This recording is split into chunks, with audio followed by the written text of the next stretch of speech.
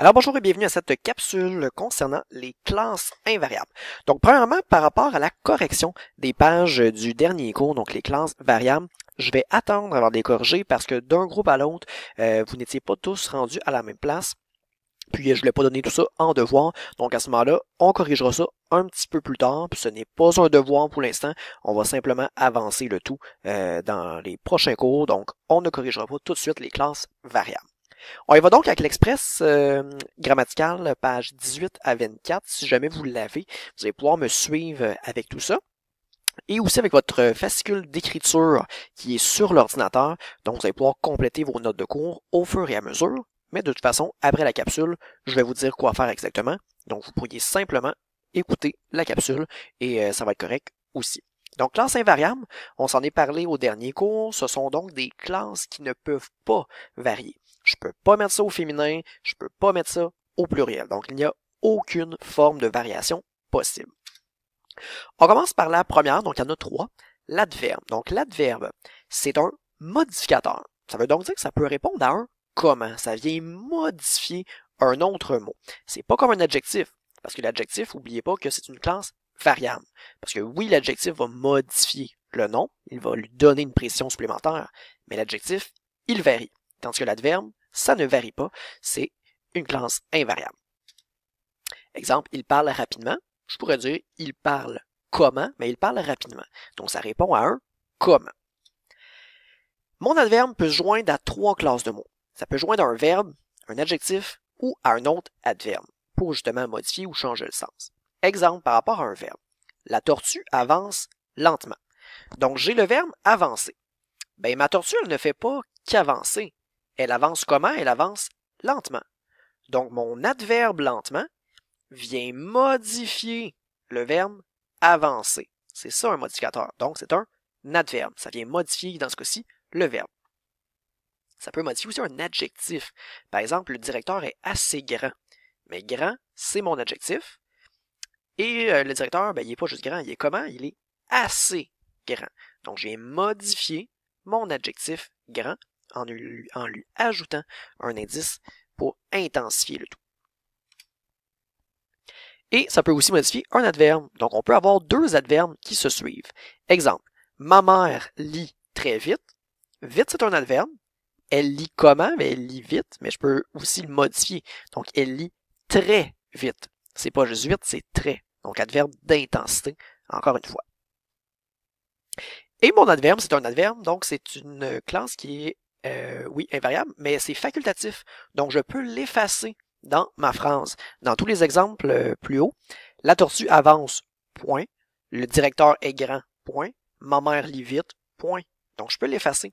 Et c'est la seule classe de mots invariable que vous allez pouvoir effacer.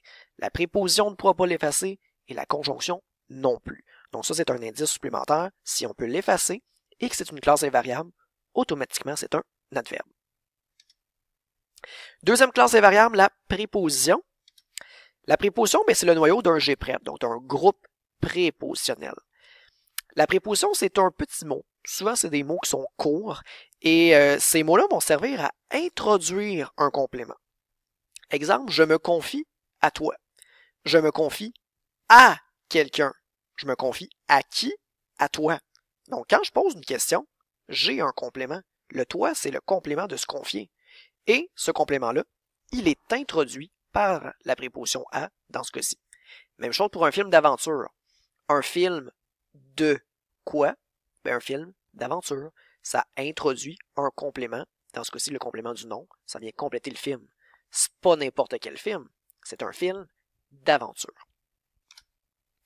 Donc, la préposition, si on avait à la définir, ben, c'est un mot de liaison qui va assurer le respect des règles de syntaxe. Si je dis je me confie toi, ça se dit pas. On dirait qu'on est des hommes préhistoriques, moi, confier toi. Non, ça se dit pas. Donc, je me confie à quelqu'un, j'ai besoin de ma préposition, donc c'est pour le respect de nos règles de syntaxe. La syntaxe, c'est la construction de nos phrases. Est-ce que nos phrases se tiennent ensemble? Deux petits trucs. Premier qui est la chanson des prépositions, peut-être que vous connaissez, c'est sur l'air de C'est la mère Michel qui a perdu son chat. Je vais vous mettre le lien, donc vous allez pouvoir consulter le tout. Ça vous donne certains exemples de prépositions. Et j'en ai un autre qui concerne l'histoire d'Ada. je vais vous l'illustrer, cette histoire-là. Et je vous conseille de les inscrire justement dans votre fascicule quand vous serez rendu à compléter le tout pour vous assurer de vous rappeler justement de certains exemples de prépositions. Donc l'histoire d'Adam. Eh bien, j'ai un personnage qui s'appelle Adam. Et puis Adam, lui, il décide d'aller faire un voyage puis de s'en aller à Anvers. Anvers, ben, c'est une petite ville de la Belgique, donc qui est près de Bruxelles. Et puis cet été, justement, je suis passé par là, donc je vous ai mis une photo. Par contre, là-bas, ils parlent flamand. Donc souvent, j'avais le nom Antwerpen, qui est leur nom en flamand. Eh bien, j'ai réussi à trouver une petite place où je l'avais en français, donc Anvers, donc petite preuve comme quoi j'y suis allé. Donc j'ai pensé à vous, je me suis dit, tiens, je vais leur mettre la photo. Donc Anvers, petite ville en Belgique. Donc Adam, il part pour Anvers, et avec lui, il va apporter des sous. Il va en apporter 200 sous. Donc cette histoire-là, on peut transposer le tout à l'aide de quelques exemples de prépositions. Donc Adam part pour Anvers avec de, plutôt que de 2, parce que 2 c'est un déterminant numéral, donc de 100 sous. Donc ce sont quelques exemples de prépositions seulement. Vous n'avez pas toutes les prépositions, mais au moins, si jamais vous avez de la difficulté à en retenir, bien, en rattachant cette histoire-là à la théorie, mais vous êtes capable d'en retenir quelques-unes. Conjonction, maintenant. Dans le mot conjonction, j'ai jonction. Et la jonction, là, pensez aux jonctions d'autoroute. Qu'est-ce que c'est une jonction d'autoroute? Bien, ça me permet de relier différentes routes ensemble. Donc, je peux faire des liens, je peux me diriger vers une route plutôt qu'une autre. Donc, j'ai des jonctions. Et c'est à ça que ça sert, la conjonction. Elle permet de joindre des phrases. Donc, elle va relier des groupes de mots semblables ou des phrases. Exemple, j'aime manger de la lasagne et du macaroni. Mon « et », il vient unir deux éléments semblables. De la lasagne et du macaroni, ce sont des éléments que j'aime manger. J'aime manger quelque chose, de la lasagne, puis j'aime manger quelque chose d'autre, du macaroni. Donc, deux expansions ici qui viennent compléter le verbe manger. Donc, ce sont deux éléments semblables. C'est ça, une conjonction. Ça peut aussi relier deux phrases. Je veux me baigner, phrase 1. Phrase 2, il ne fait pas assez chaud. Donc, je viens relier deux phrases ici avec une conjonction. Et ma conjonction va être obligatoire dans ma phrase. Sinon, le sens, on n'aura pas du tout le même sens. Donc, il faut vraiment qu'on ait notre conjonction. Exemple de certaines conjonctions. Donc, peut-être qu'on vous a déjà parlé de « mais, où et donc » Carniard. Donc, conjonction commence par un C. Et le personnage qui s'appelle Carniard, ça commence aussi par un C. Donc, ce sont des exemples de conjonction. Et ça, dans votre fascicule, ce n'est pas inscrit. Je vais donc vous demander de l'ajouter dans le fascicule. Donc, soit en commentaire, en note, je vous rappelle comment. Je vais aller rechercher un document. Donc, par exemple, ici, vous avez commentaire. Quand vous cliquez sur commentaire, vous avez votre petite note.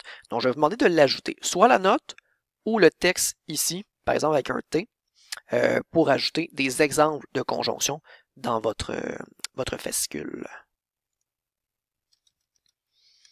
Voilà. Donc, c'est la théorie pour les classes invariables. Donc, maintenant, vous allez devoir compléter votre fascicule page 6. Si jamais vous ne l'avez pas fait en même temps que je parlais, il n'y a pas de problème. Simplement de compléter votre fascicule page 6, fascicule d'écriture, donc dans l'ordinateur. Ensuite, vous avez des pages dans l'Express, votre cahier à compléter. Et si jamais vous n'aviez pas terminé les classes variables, après ça, vous pourrez poursuivre. Et je vous ai mis en troisième point, donc soit votre portrait culturel, lecture du roman, ou inscrire vos matières dans l'agenda aussi. Donc ça, c'est le contenu pour le cours d'aujourd'hui. Je vous souhaite un bon cours.